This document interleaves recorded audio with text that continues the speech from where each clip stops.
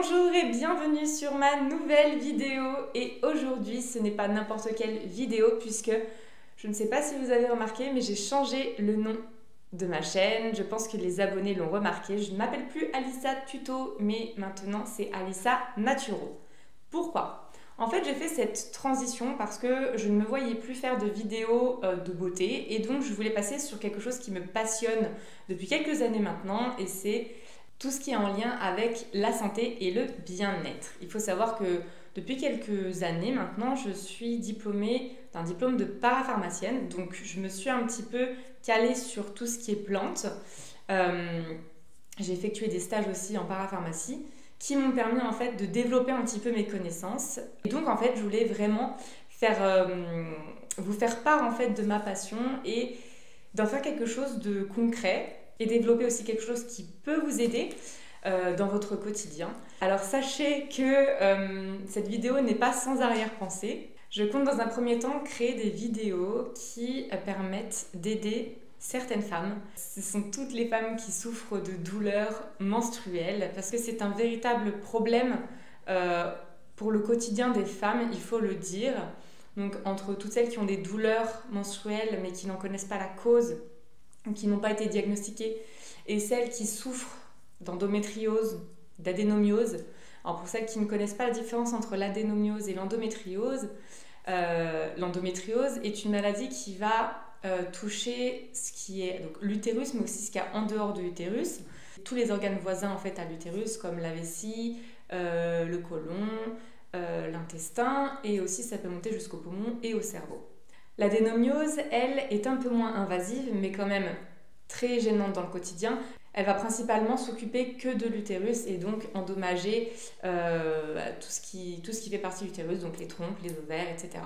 Et donc il faut se le dire, toutes les personnes qui souffrent d'adénomiose, d'endométriose ou tout simplement qui ont des douleurs de règles qui n'ont pas été diagnostiquées comme telles, ont, il faut se le dire, un quotidien très difficile.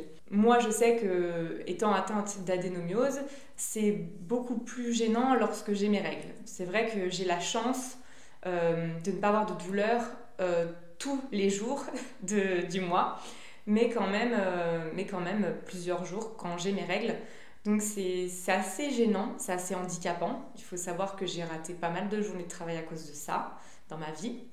J'ai aussi raté beaucoup de journées d'école à cause de ça, encore une fois. Donc c'est vrai que je souhaitais vraiment aider les femmes à surmonter en fait ces problèmes qui sont au quotidien vraiment invalidants. Et donc j'ai cherché comment vous faire une première vidéo qui puisse vous aider de manière globale. Et donc je me suis dit que j'allais parler principalement des anti-inflammatoires naturels. Alors, vous connaissez tous les anti-inflammatoires qu'on peut trouver dans les pharmacies, qu'on peut vous prescrire. J'en ai pris pas mal moi-même donc, depuis que j'ai mes règles, donc c'est-à-dire depuis mes 13 ans. Et donc quand on m'a détecté en fait mon adénomiose, le gynécologue en question m'a demandé ce que je prenais en fait en anti-inflammatoire. Et je lui ai dit que toute ma vie en fait on m'avait prescrit des Antadis et que j'avais pris ça tous les mois quand j'avais mes règles, depuis que j'ai mes règles. Et donc en faisant un petit peu le calcul, donc je prends ça depuis mes 13 ans, j'ai arrêté à mes 27 ans, ça fait quand même pas mal d'années. Hein. Donc du coup c'est là que le gynécologue a tiré la sonnette d'alarme en disant il va falloir limiter massivement cette prise d'anti-inflammatoire parce qu'elle va abîmer l'estomac au long terme. Et donc il m'a mis un vrai stop en me disant qu'il fallait vraiment que je calme le jeu à ce niveau-là. Et donc il m'a proposé de prendre un traitement hormonal, qui est un traitement qu'on donne à toutes les personnes qui ont de l'endométriose et de l'adénomiose.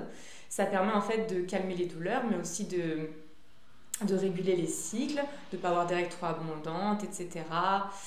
Donc très bénéfique en tout cas pour les personnes atteintes de ces maladies. Le problème étant, c'est que bien évidemment, je ne supporte pas la pilule. J'avais des symptômes qui faisaient que ça me pourrissait encore plus mon quotidien que quand j'ai mes règles. C'est-à-dire que là, ça me pourrissait mon quotidien tous les jours, alors que les règles, pour le coup, me pourrissaient seulement 3 ou 4 jours dans le mois. Donc en pesant le pour et le contre, il valait mieux arrêter. Et de toute façon, mon médecin traitant m'avait demandé d'arrêter, donc comme ça, c'était clair. Donc je retournais à la case départ et je n'avais plus aucun moyen de gérer mes douleurs puisque du coup je ne voulais pas prendre trop d'anti-inflammatoires. Et donc il a fallu que j'approfondisse mes recherches pour trouver des alternatives naturelles.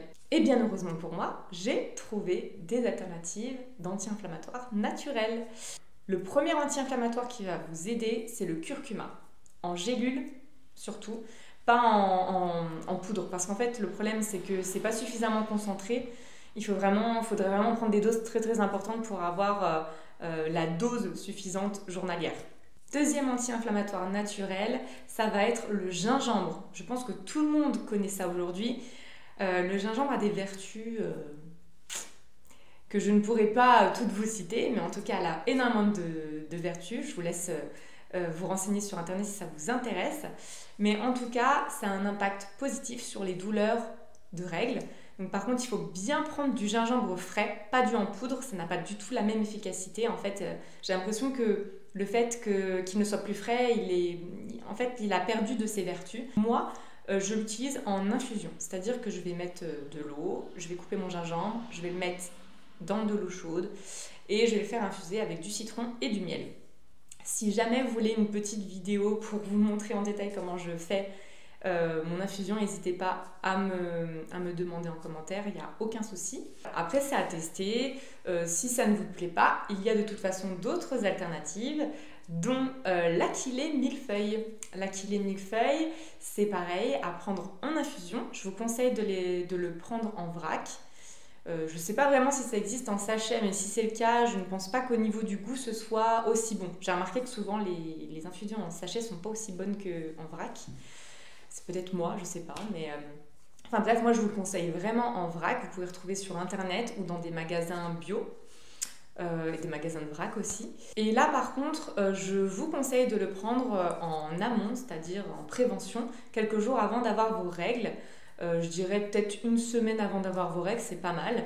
Ça permet de préparer le corps en fait à la future douleur. Et donc, l'achillée millefeuille va agir en attendant d'avoir vos règles en fait. Et bien évidemment, vous pouvez le prendre aussi lorsque vous avez vos règles, quand vous avez une douleur en fait. Et pour finir, il reste un anti-inflammatoire naturel et ça va être la feuille de framboisier. La feuille de framboisier, ça a un goût qui est très très neutre. Vous allez remarquer en fait que ça n'a pas spécifiquement un goût très très prononcé. Mais du coup, c'est un avantage pour les personnes qui sont un peu difficiles et qui apprécient pas spécialement les infusions. Et donc là, je vais vous parler d'un dernier anti-inflammatoire, ou tout du moins c'est un régime en fait alimentaire qui vous permet de réduire les inflammations de l'utérus durant vos règles. Et donc encore une fois, c'est à faire en prévention. C'est le régime sans gluten. Donc le gluten, pour ceux qui ne savent pas, en fait, c'est le blé. C'est la farine, c'est le pain, c'est les pâtes, c'est les beignets, les gâteaux, enfin tout ce qui est à base de farine en fait. Pour faire court, en fait, le gluten, c'est un inflammatoire naturel. Et donc, si c'est un inflammatoire, forcément, quand on a nos règles, qu'est-ce qui crée une douleur? En fait, c'est une inflammation. Donc si on prend du gluten pendant qu'on a nos règles, on va créer une inflammation plus forte et donc forcément avoir des douleurs plus importantes. Et donc, lorsqu'on enlève le gluten, comme je l'ai fait, certes ce n'est pas facile, mais en tout cas ça permet vraiment d'éliminer les douleurs. Et vraiment, j'insiste, c'est la méthode la plus efficace de tout ce que je vous ai proposé aujourd'hui. Alors bien évidemment, c'est pas non plus le remède miracle, c'est-à-dire que vous n'aurez pas plus mal du tout. C'est que vous aurez beaucoup, beaucoup moins mal. Pour vous donner une idée, moi, avant de faire le régime sans gluten, je me tordais dans mon lit. Je pouvais même pas me lever pour aller faire pipi. Je pouvais pas boire, pas manger. Alors que là, avec le régime sans gluten, depuis que je le fais, alors bien évidemment, au début, vous allez avoir un peu mal. C'est normal, c'est le temps que le processus se mette en route. Mais au bout de quelques mois, vous allez remarquer que les douleurs sont de moins en moins prononcées. Et donc, c'est beaucoup plus vivable. Moi, du coup, maintenant, je peux me lever, je peux faire le ménage, je peux aller au travail. Et ça, honnêtement, c'est le truc que vraiment je ne pouvais pas faire. Et là, pour le coup, je me dis, en pesant le pour et le contre, c'est beaucoup plus pour. Premièrement, déjà parce que j'ai plus de douleur, et en plus, je ne perds pas de journée de travail. Donc c'est quand même une grosse avancée. Donc vraiment, je vous sollicite à le faire, c'est vraiment miraculeux. Après, chaque corps est différent, je ne peux pas dire le contraire, mais en tout cas, tant qu'on n'a pas testé, on ne peut pas savoir. Bien évidemment, il existe beaucoup d'autres alternatives qui vont vous permettre de mieux vivre vos règles, mais je ne vais pas vous les mettre dans cette vidéo parce que tout simplement la vidéo serait beaucoup trop longue et aurait besoin de vous captiver très longtemps. Je préfère vous faire des thématiques, comme ça au moins c'est beaucoup plus clair. Comme par exemple vous donner tous les aliments qui contiennent du gluten. Vous donnez aussi par exemple une autre thématique sur comment cuisiner sans gluten par exemple. Ça a été très très difficile pour moi au début. Tout ça sera dans des prochaines vidéos. En tout cas, si cette vidéo vous a plu, je vous invite à vous abonner et je vous invite aussi à aimer cette vidéo pour me soutenir. N'hésitez pas aussi à partager cette vidéo si vous connaissez des personnes qui sont atteintes d'adénomiose, d'endométriose ou tout simplement de douleurs de règles, parce que je pense que ça peut les aider dans leur quotidien. Voilà, cette vidéo est terminée. Je vous souhaite une excellente journée et je vous dis à très bientôt.